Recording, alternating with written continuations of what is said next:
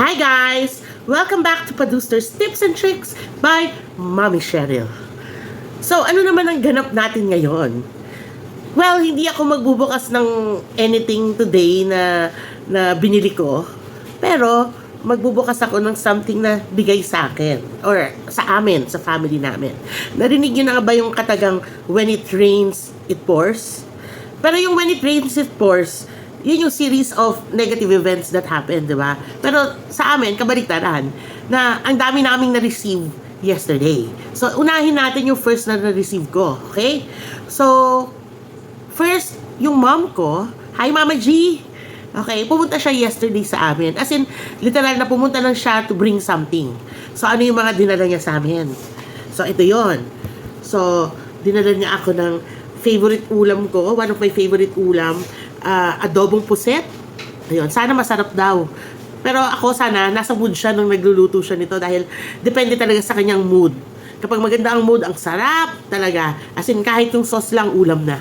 Ayun.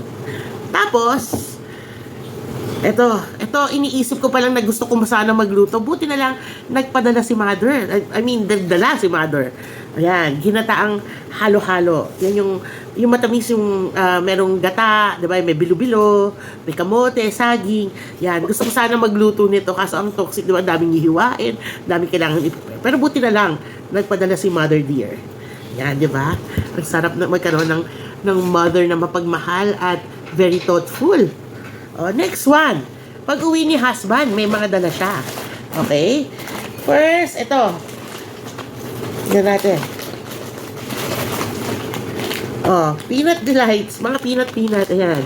It's a pasalubong from my sister-in-law na galing ng Siargao. Oh, thanks, Cheska, for this. So, gising na naman ang kuya mo nito habang nagwo-work sa gabi. Alam ko, chichicha niya ito. And then, yung husband ko, nag-grocery daw siya sa bahay nila. Oh, siguro kasi wala siyang masyadong chicha-chicha dito sa bahay dahil hindi kami masyadong ma-junk food. So, ayan. Nagkumuha ng Doritos, ng Muncher, ano pa? Ayan, ng corn beets. O, diba? O, thank you to my mother-in-law, Lola S, Mama S. Thank you for this. Ayan, o, diba? May mga dala-dala.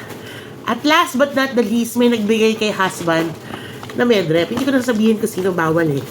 So, ito. Pagkain siya. Pero hindi namin pabinuksan dahil nagluto ako ng sinigang. So, sealed brown. So, ano kaya to? It's from Max's Restaurant. Tingnan natin kung anong pagkain to. Oh, so malamang chicken yung nasa foil. It's a set. Ayan, chicken rice, pancit canton. So, diba? So, thank you Lord for all the blessings na binigay nyo sa amin. So, lagi kami nagpapasalamat dahil hindi niya kami nakakalimutan, diba? Kahit papaano, nakakatulong tong mga maliliit na biyaya. Malaki man o maliit na biyaya, we're so thankful, diba? So, kasi kahit maliit yan, pag pinagsama-sama mo, malaki pa rin. So, yun lang. I'm so happy. We're so happy dahil madaming blessings for today. Ayun, yun lang. Bye! See you again soon!